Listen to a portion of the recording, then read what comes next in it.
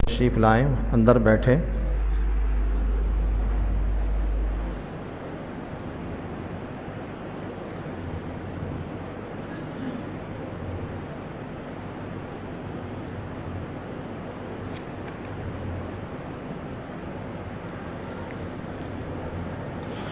نحمد ونصلی ونسلم علی رسول الکریم وعلی آلہ واصحابہ اجمعین۔ اللہم صلی علی سیدنا مولانا محمد وعلی آل سیدنا ومولانا محمد وبارک وسلم صلاۃ وسلاما کثیرا کثیرا۔ توفیق الہی اور اپنے بزرگوں کی برکت سے آج سورہ سجدہ اور اس کے بعد سورہ احزاب اور پھر اس کے بعد سورہ سبا کا خلاصہ بیان کیا جائے گا۔ سورہ سجدہ میں مکی چونکہ صورت ہے، جو مکی صورتوں کے مضامین ہیں وہی مضامین اس میں بیان کیے گئے، بنیادی عقائد اور کفار کے اعتراضات کے جوابات۔ اس کے بعد سورہ احزاب ہے، یہ مدنی صورت ہے اور یہ صورت اس کے مضامین بڑے اہم ہیں، بہت ساری اہم باتیں اللہ رب العزت نے اس صورت میں بیان فرمائی ہیں۔ یہ ہجرت کے بعد چوتھے سال کے آخر میں نازل ہوئی۔ اس کے اندر اللہ تعالیٰ نے چونکہ غزوہ احزاب جو غزوہ خندق ہے، اس کا نام احزاب بھی خندق کھودی گئی اس لیے اس کو خندق کہتے ہیں، اور احزاب کے معنی ہے احزاب جمع حزب، حزب کہتے ہیں جماعت کو۔ تو بہت ساری کفار کی، مشرکوں کی، یہودیوں کی ساری جماعتوں نے اتفاق کر کے متحدہ محاذ بنا کر مدینہ منورہ پہ حملہ کیا تھا، بہت بڑی پلاننگ کے ساتھ کہ ان کو بالکل ختم کر دیں اور تہس نہس کر دیں، اس لیے اس کو غزوہ احزاب کہتے ہیں۔ ان کی تعداد تقریباً 15,000 تک تھی۔ نبی کریم صلی اللہ علیہ وسلم نے مشورہ کر کے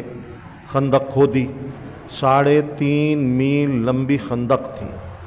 1 مہینے تک انہوں نے بڑا سخت محاصرہ رکھا، جس کی وجہ سے بڑی مسلمانوں کو تکلیف اٹھانی پڑی، تھکن سے نڈھال، کھانے پینے کی کمی، پیٹ پہ پتھر بندھے ہوئے فاقے کی وجہ سے۔ لیکن پھر اللہ نے اس کے بعد امتحان لینے کے بعد، صبر کو آزمانے کے بعد غیبی مدد فرمائی کہ دشمن کے اوپر ایک ایسی آندھی مسلط کر دی جس میں برفانی ہوا تھی، برف جیسی ہوا، اور اتنی تیز وہ آندھی تھی کہ ان کے خیمے اکھڑ اکھڑ کے دور جا گرے، اور ان کی بڑی بڑی دیگیں جو چڑھی ہوئی تھیں پکنے کے لیے وہ سب الٹ گئیں، اور اس آندھی سے ان کی سواری کے جانور بدک گئے اور بھاگنے لگے، اور وہ پریشان ہو گئے، تنگ آ کر انہوں نے محاصرہ ختم کر دیا اور واپس ان کو جانا پڑا۔ اور پھر اس کے بعد چونکہ یہودیوں نے ساتھ دیا تھا ان کا، تو نبی کریم صلی اللہ علیہ وسلم نے ان کے خلاف کارروائی کی اور بنو قریظہ کے اوپر چڑھائی کر کے ان کو بھی مغلوب کیا اور ان کو نکالا، مردوں کو قتل کر دیا، عورتوں اور بچوں کو قیدی کر دیا۔ اور ہجرت کے 7ویں سال جو یہودیوں میں کا بہت بڑا گڑھ تھا خیبر، وہ بھی فتح ہو گیا۔ اس کے بعد اللہ رب العزت نے ایک اہم بات بیان فرمائی۔ واقعہ یہ پیش آیا کہ نبی کریم صلی اللہ علیہ وسلم کے منہ بولے بیٹے تھے، جس وقت منہ بولا بیٹا بنانے کی اجازت تھی، حضرت زید ابن حارثہ رضی اللہ تعالی عنہ، کہ حضرت خدیجہ کے غلام تھے، اور حضرت خدیجہ نے حضور صلی اللہ علیہ وسلم کو ہدیے میں دے دیا۔ نبی کریم صلی اللہ علیہ وسلم کے پاس آئے تو نبی کریم صلی اللہ علیہ وسلم نے ان کو اپنا بیٹا بنا لیا۔ جب بیٹا بنا لیا تو سارے مکے والے ان کو کہتے تھے زید ابن محمد، اور ان کے لیے بہت بڑی عزت کی بات تھی۔ خیر مکی زندگی میں ابھی احکام پورے نہیں آئے تھے، اور اس کی ممانعت نہیں ہوئی تھی کہ ان کے والد اور چچا ڈھونڈتے ڈھونڈتے پہنچ گئے، اور وہاں پہنچ کر انہوں نے حضور اکرم صلی اللہ علیہ وسلم سے عرض کیا کہ ان کو ہمارے حوالے کر دیجئے، یہ ہمارا بیٹا ہے۔ حضور صلی اللہ علیہ وسلم فرمایا میں نے کب انکار کیا، بالکل تمہارا بیٹا ہے، تم ان سے پوچھ لو، اگر یہ خوشی سے تمہارے ساتھ جانا چاہے مجھے کوئی اعتراض نہیں۔ مختصر یہ کہ جب ان سے پوچھا ان کے والد اور چچا نے، تو حضرت زید نے صاف انکار کر دیا سگے والد کے ساتھ جانے سے، کہا میں تو حضور اکرم صلی اللہ علیہ وسلم کے ساتھ رہنا پسند کرتا ہوں، آپ کے ساتھ جانا پسند نہیں کرتا۔ یعنی نبی کریم صلی اللہ علیہ وسلم کی محبت ایسی دل اور دماغ میں سرایت کر گئی تھی کہ اپنے سگے باپ کے ساتھ جانا پسند نہیں کیا اور آپ کے ساتھ رہنا پسند کیا، جس پہ حضور اکرم صلی اللہ علیہ وسلم خوش ہو گئے اور خوش ہو کے ان کو زید ابن محمد کا نام دے دیا تھا۔ خیر جب ممانعت ہوئی تو نبی کریم صلی اللہ علیہ وسلم نے اعلان کر دیا کہ آج سے ان کا نام زید ابن محمد نہیں، زید ابن حارثہ ہے۔ تو ایک بات یہ معلوم ہوئی کہ بہت سے لوگ کسی کا بچہ رشتہ دار کا، کسی اجنبی کا، کسی کا بھی بچہ اور بچی لے کے پال لیتے ہیں۔ پال لینا کوئی گناہ نہیں ہے، رکھنا کوئی گناہ نہیں ہے، اس میں کچھ باتیں سمجھنے کی ہیں شرعی اعتبار سے۔ ایک تو یہ کہ ولدیت کے خانے میں جو منہ بولا باپ ہے اس کا نام لکھنا جائز نہیں ہے، جو حقیقی والد ہے اس کا نام لکھیں گے۔ اور کبھی ایسی بھی صورتیں پیش آتی ہیں، آپ کو معلوم ہے کہ کسی کے باپ کا پتہ ہی نہیں، ایسا بچہ مل گیا، اس میں مجبوری ہے، وہاں لکھوا سکتے ہیں۔ لیکن جہاں پتہ ہے ان کا باپ فلاں ہے اور ان کی جائز اولاد ہے تو پھر باپ ہی کا نام لکھوایا جائے گا، اسی کا نام ولدیت کے خانے میں ہوگا، اسی کے نام سے پکارا جائے گا، اس کو چینج کر کے اپنا نام لکھوانا قطعاً حرام ہے، کوئی گنجائش نہیں ہے۔ ایک بات۔ دوسری بات کہ جب وہ بچہ بڑا ہو گیا تو بڑا ہونے کے بعد جو اس کی منہ بولی ماں ہے، جو سگی ماں کی طرح، لیکن شرعاً وہ سگی ماں نہیں ہے، یہ یاد رکھیں، وہ شرعاً سگی ماں نہیں بنتی۔ بیٹی ہے تو باپ جو منہ بولا باپ ہے وہ سگا باپ نہیں بنتا، چاہے وہ کتنی ہی محبت کرتا ہو، کتنا ہی پیار کرتا ہو، سگے باپ جیسا، کتنا ہی اس کا خرچہ اٹھاتا ہو، لیکن شرعاً وہ سگا باپ نہیں ہوگا، شرعاً وہ سگی ماں نہیں ہوگی۔ تو کیا ہوگا؟ آپ جانتے ہیں شریعت میں پردے کا حکم ہے۔ جب بیٹی ہے تو وہ باپ کے لیے غیر محرم ہے، اس سے پیدا ہی نہیں ہوئی، اس کی محرم ہو ہی نہیں سکتی، تو کیسے ہم اس کو کہیں کہ اس کا پردہ نہیں ہے؟ بالکل پردہ ہے۔ اس منہ بولے باپ کے لیے شرعاً اس سے نکاح کرنا جائز ہے۔ اور اگر بیٹی ہے تو وہ سگا باپ نہیں، اور بیٹا ہے تو وہ سگی ماں نہیں۔ اس ماں کے لیے اگر اس کا شوہر مر جائے یا طلاق دے دے، اس بیٹے سے، منہ بولے بیٹے سے نکاح جائز ہے، وہ سگا بیٹا نہیں بنتا۔ یہ بات یاد رکھیے، اس لیے پردے کا حکم ہے اور برقرار رہے گا۔ جو نہیں کرے گا خود گناہگار ہوگا، اللہ کے یہاں خود حساب دینا پڑے گا۔ مسئلہ بتانا ہمارا کام ہے، اس لیے ان سے پردہ کرنا لازمی ہے۔ پردے کا حکم ختم نہیں ہو سکتا۔ ایک صورت ہے کہ جو پیدا نہیں ہوا جس باپ سے اور ماں سے، اس سے ایک صورت ہے پردہ ختم ہونے کی کہ اس کو رضاعی اولاد بنا لیں، کہ 2 سال سے کم عمر میں اس کو ماں دودھ پلا دیں۔ عورت دودھ پلا دے وہ ماں بن جاتی ہے، لیکن 2 سال سے کم عمر ہو، 2 سال کے بعد پھر دودھ پلانے سے ماں نہیں بنے گی۔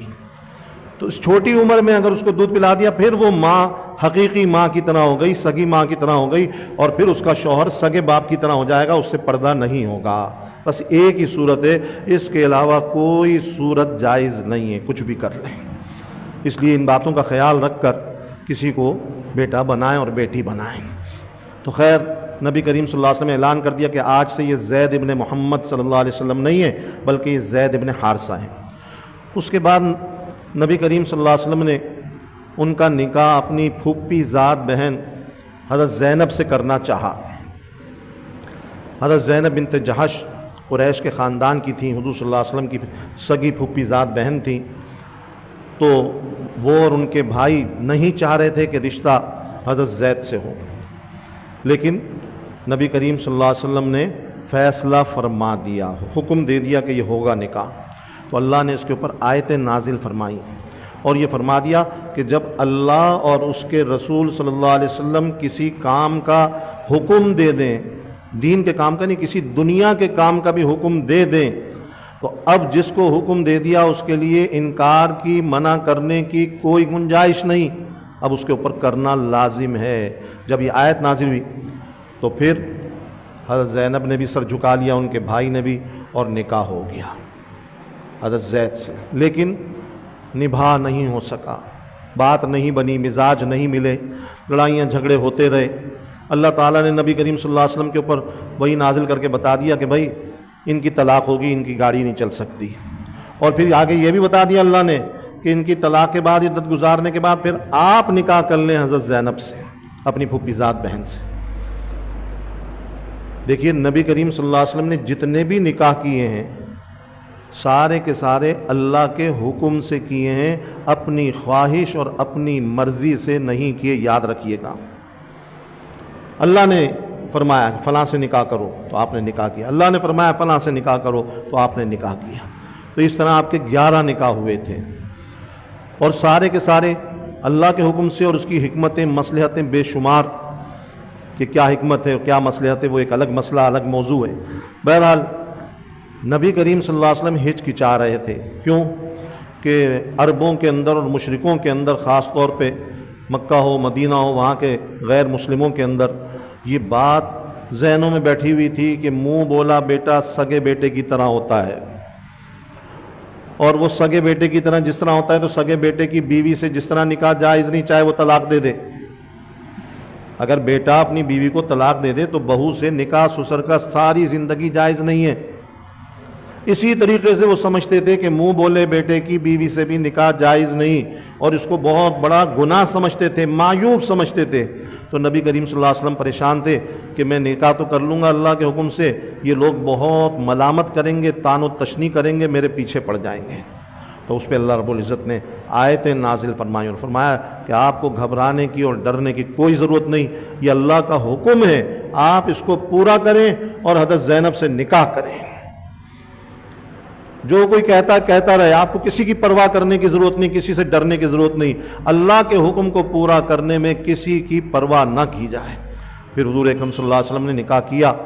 اور مشرکوں نے، منافقوں نے، مخالفوں نے اس کے اوپر طعن و تشنیع کی، لیکن آپ نے کوئی پرواہ نہیں کی، اور پھر وہ آپ کی ازواج مطہرات میں حضرت زینب شامل ہو گئیں۔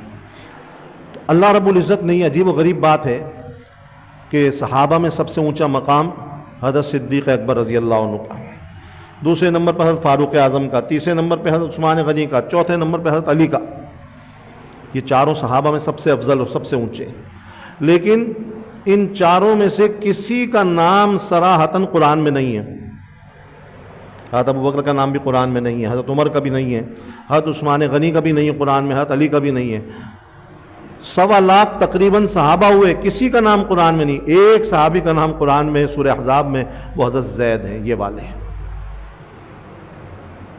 فَلَمَّا قَضَى زَيْدٌ مِّنْهَا وَطَرًا زَوَّجْنَاكَهَا،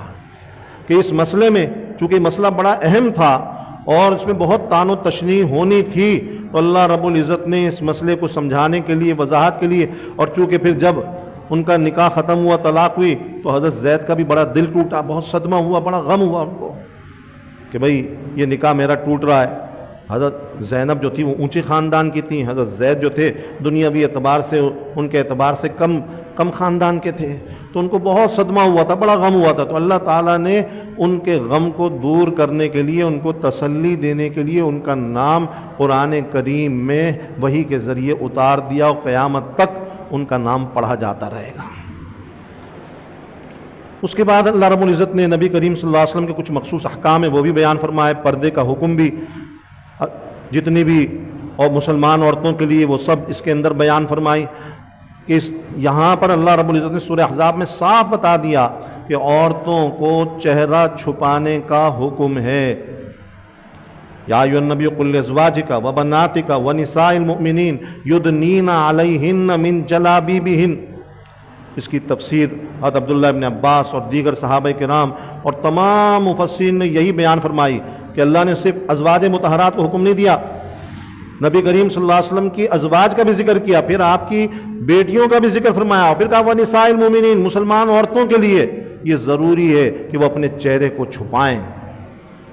یہ اللہ نے حکم دیا ہے، اس لیے مسلمان عورتوں کے لیے چہرے کا پردہ بھی ضروری ہے، یہ اللہ کا حکم ہے اور قرآن سے ثابت ہے،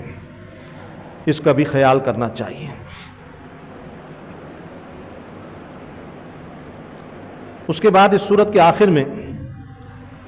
حضرت موسیٰ علیہ السلام کا ایک واقعے کا ذکر ہے کہ حضرت موسیٰ علیہ السلام بڑی حیا والے تھے اور تمام انبیاء حیا والے ہوتے تھے۔ ان کے زمانے میں رواج یہ تھا کہ مرد جو تھے وہ ننگے غسل کرتے تھے، برہنہ کپڑے اتار کے سب کے سامنے، اور صرف غسل کرتے نہیں تھے بلکہ اس غسل کو بڑے فخر اور شان سمجھتے تھے، اس میں برہنہ غسل کرنے کو اپنی شان، بڑا فخر تھا اس کے اوپر۔ اور جو ان کے زمانے میں برہنہ غسل نہیں کرتا، کوئی تھا نہیں ایسا، لیکن کوئی اگر ایسا کرتا تو اس میں عیب نکالتے تھے، اس کو برا بھلا کہتے تھے کہ اس کے اندر کوئی عیب ہے، کوئی کمی ہے، جسم کے اندر کوئی نقص ہے جس کی وجہ سے ہی اپنا جسم کھول کے نہیں رہا، اس کے اوپر الزام لگاتے تھے، تہمت لگاتے تھے۔ تو انہوں نے حضرت موسیٰ علیہ السلام کے بارے میں بھی اس طرح کی باتیں شروع کر دی کہ یہ برہنہ غسل نہیں کرتے، کوئی عیب ہے۔ تو اللہ رب العزت کو یہ برات کرنی تھی، بتانا تھا کہ جتنے بھی انبیاء آئے ہیں کوئی نبی بھی جسمانی اعتبار سے کسی نبی میں کوئی عیب کبھی نہیں ہوا۔ اللہ نے، یاد رکھیے، کسی لولے، لنگڑے، اندھے، کانے، بہرے کو نبی نہیں بنایا، کبھی نہیں بنایا۔ تمام انبیاء جسمانی اعتبار سے بالکل کامل، مکمل اور اکمل ہوتے تھے اپنے زمانے کے اعتبار سے، جسم میں بھی مکمل، سمجھ میں بھی مکمل، عقل میں بھی مکمل۔ کوئی نبی ایسا نہیں کہ مجذوب ٹائپ کا، بھولے ٹائپ کا، سیدھا سادہ بھولا آدمی جس کو کچھ پتہ ہی نہ ہوتے ہیں نا ایسے لوگ، کوئی نبی ایسا نہیں آیا۔ ہر نبی ایسا ہوتا تھا جو اپنے زمانے کا سب سے زیادہ دانشور اور عقل مند ہوتا تھا اور ہر چیز کی پوری سمجھ رکھتا تھا۔ تو اللہ نے سارے نبیوں کو ہر اعتبار سے کامل مکمل بنایا۔ تو اللہ رب العزت کو برات کرنی تھی، تو ایک دفعہ موسیٰ علیہ السلام غسل کرنے کے لیے گئے اور کپڑے اتارے، پتھر کے اوپر رکھے،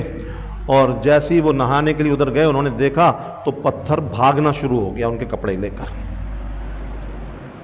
اور اتنی، حدیث میں آتا ہے، اتنی تیز رفتاری سے بھاگا کہ موسیٰ علیہ السلام اس کے پیچھے بھاگ رہے ہیں اور آوازیں دے رہے ہیں، صوبی حجر، صوبی حجر، پتھر میرے کپڑے دے دے، پتھر میرے کپڑے دے دے، اور اس کے پیچھے بھاگ رہے ہیں۔ وہ پتھر تیز رفتار اللہ کے حکم سے بھاگ رہا ہے، نہیں پکڑ سکے اس کو، اور اس کے پیچھے بھاگتے رہے کپڑے لینے کے لیے، اور وہ تیز تیز بھاگ رہا ہے۔ موسیٰ علیہ السلام نے لاٹھی بھی اٹھائی ہوئی ہاتھ میں، غصے سے بھاگ رہے ہیں۔ آخر وہ جا کے پتھر اللہ کے حکم سے وہاں رکا جہاں ان کی قوم کے لوگ بیٹھے ہوئے تھے، وہاں پہ رکا۔ موسیٰ علیہ السلام نے جلدی سے کپڑے لیے اور پہنے، اور پہن کر غصے میں آ کر اس پتھر کو لاٹھی سے مارا، اور اس پتھر کے اوپر لاٹھی کے نشان پڑ گئے۔ اب قوم کے لوگوں نے دیکھ لیا کہ موسیٰ علیہ السلام کے جسم میں کوئی عیب نہیں، کوئی نقص نہیں، کوئی کمی نہیں، تو اس سے اللہ نے ان کو بالکل بری کر دیا۔ تو اس واقعے کا اللہ نے ذکر فرمایا کہ اللہ تعالیٰ نبیوں کے اجسام کو ہر قسم کے عیوب سے پاک رکھتا ہے، کوئی نبی کبھی معذور نہیں ہوا۔ سورہ سبا کے اندر قوم سبا کا ذکر ہے، اس لیے سورت کا نام سورہ سبا ہے۔ اللہ تعالیٰ نے حضرت داؤد علیہ سلیمان علیہ السلام کا ذکر کیا کہ ان دونوں کو ایسی حکومت دی جس کی نظیر دنیا میں نہیں ملتی، لیکن ان دونوں نے ہمیشہ اللہ کا شکر ادا کیا، کبھی غرور اور تکبر کا شکار نہیں ہوئے۔ اور حضرت سلیمان علیہ السلام کی کل عمر 53 سال ہے، 40 سال حکومت کی، 10 سال کی عمر میں بیٹھ گئے تھے تخت پہ، اور بیت المقدس کی تعمیر کرا رہے تھے اللہ نے، میں مختصر عرض کر رہا ہوں، جنات کے ذریعے۔ تو اللہ رب العزت نے بتا دیا کہ آپ کی موت کا وقت آنے والا ہے۔ تو حضرت سلیمان علیہ السلام نے عرض کیا کہ میں اگر مر گیا تو یہ جنات تو تعمیر چھوڑ دیں گے، کام چھوڑ دیں گے، کام نامکمل ہے، ادھورا ہے بیت المقدس کا۔ تو اللہ نے فرمایا وہ آپ کو فکر نہ کریں، آپ کا کام نہیں، وہ ہمارا کام ہے۔ تو ایک شیشے کا کمرہ بنایا ہوا تھا، اس کے اندر کھڑے ہو کر وہ تسبیح پڑھتے تھے، ہاتھ میں تسبیح ہوتی تھی، لاٹھی کے سہارے کھڑے ہوتے تھے۔ تو وہیں پر وہ لاٹھی کے سہارے کھڑے ہوئے، ان کی موت کا وقت آیا، روح قبض کر لی گئی اور وہ اسی طرح لاٹھی کے سہارے کھڑے رہے، اور جنات کو پتہ نہیں چلا۔ جنات یہی سمجھے کہ یہ کھڑے ہوئے اور وہ اپنا کام کرتے رہے حضرت سلیمان علیہ السلام کے ڈر سے، یہاں تک کہ جب عمارت کی مسجد کی تعمیر مکمل ہو گئی، مسجد اقصیٰ کی، 1 سال گزر گیا تھا سلیمان علیہ السلام کے انتقال کو، تو اللہ نے دیمک کو حکم دیا کہ لاٹھی کو کھاؤ۔ دیمک نے لاٹھی کھائی، لاٹھی گری، حضرت سلیمان علیہ السلام کا مبارک جسم نیچے گرا۔ جب نیچے گرا فلما خر تبینت الجن لو کانوا یعلمون الغیب، اب جنات کو پتہ چلا ہو یہ تو بہت پہلے دنیا سے رخصت ہو چکے تھے، یہ تو جا چکے تھے، اور جنات یہ دعویٰ کرتے تھے ہر زمانے میں کہ ہمیں غیب کا علم ہوتا ہے۔ تو اللہ نے فرمایا اب جنات کو ہی پتہ چل گیا کہ اگر انہیں غیب کا علم ہوتا تو وہ 1 سال تک تکلیف اور مشقت نہ اٹھاتے اور اس کام میں نہ لگے رہتے، اس لیے اللہ نے غیب کا علم اپنے پاس رکھا ہے، کسی اور کو نہیں دیا۔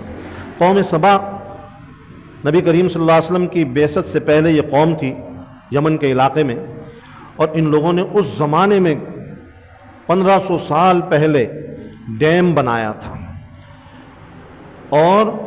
اس ڈیم کی وجہ سے ان کو پھل، پیداوار، زراعت، کاشتکاری، ہر چیز میں سبزیاں، پھل، غلہ خوب فراوانی کے ساتھ ان کو مل رہا تھا۔ وہ مسلمان تھے اور اللہ کے فرما بردار تھے۔ ہر طرح کے پھل، لکھا ہے کہ اتنے پھل ہوتے تھے کہ اگر کوئی سر کے اوپر ٹوکری رکھ کر ان درختوں کے نیچے سے گزر جائے تو پھل گرتے گرتے ٹوکری خود بھر جاتی تھی، لیکن اللہ نے فرمایا کہ انہوں نے اللہ کی ناشکری کی، نافرمانی کی اور اللہ کے حکموں کو توڑا، تو اللہ نے اسی ڈیم کو جو ان کی خوشحالی اور ان کی عیش و عشرت کی زندگی کا ذریعہ تھا، اسی ڈیم کو ان کے لیے عذاب کا ذریعہ بنا دیا، اور اسی کے ذریعے وہ ہلاک ہو گئے اور تباہ ہو گئے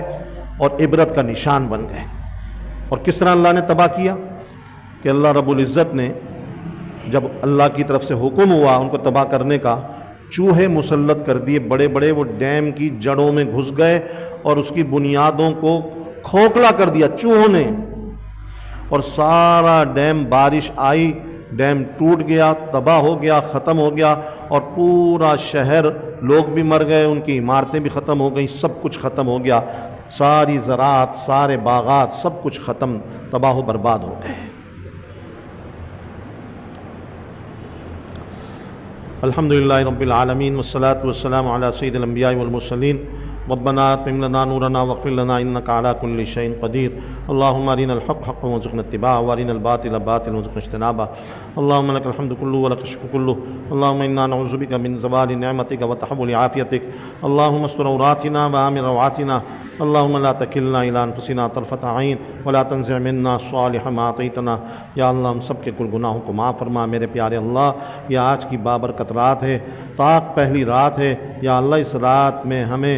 صحیح طریقے سے قدردانی کی توفیق عطا فرما اور خوب اپنی طرف رجوع کرنے کی توفیق عطا فرما۔ یا اللہ اس رات میں یا اللہ ہم سب کی کامل مغفرت فرما، اور ہم میں سے اور پوری امت میں سے کسی کو بھی مغفرت سے محروم نہ فرما، غفلتوں سے بچا، معصیتوں سے بچا، لا یعنی کاموں سے بچا۔ یا اللہ محض اپنے فضل سے اس رات کی برکتیں اور رحمتیں ہمیں بھی عطا فرما دے اور ساری امت کو نصیب فرما دے۔ یا اللہ جتنے بھی بیمار ہیں ان کو شفاء کلی نصیب فرما، مقروضوں قرض خلاصی نصیب فرما، سب کی تکلیفوں پریشانیوں کو دور فرما، فلسطین اور غزہ کے مسلمانوں کی مدد فرما، ان کی حفاظت کے غیب سے بندوبست فرما، ان کے نقصانات کی تلافی فرما، ان کے زخمیوں کو، ان کے بیماروں کو شفاء کاملہ عاجلہ نصیب فرما، ساری ضروریات کو غیب سے پورا فرما دے، ان کو غلبہ اور کامیابی فتح مبین عطا فرما دے، ان کے دشمنوں کو یا اللہ نیست و نابود فرما، خاک میں ملا دے، ذلیل و خوار رسوا فرما دے۔ وصلی اللہ تعالی علی خیر خلقی محمد وعلی آلہ وصحبہ اجمعین آمین برحمتک یا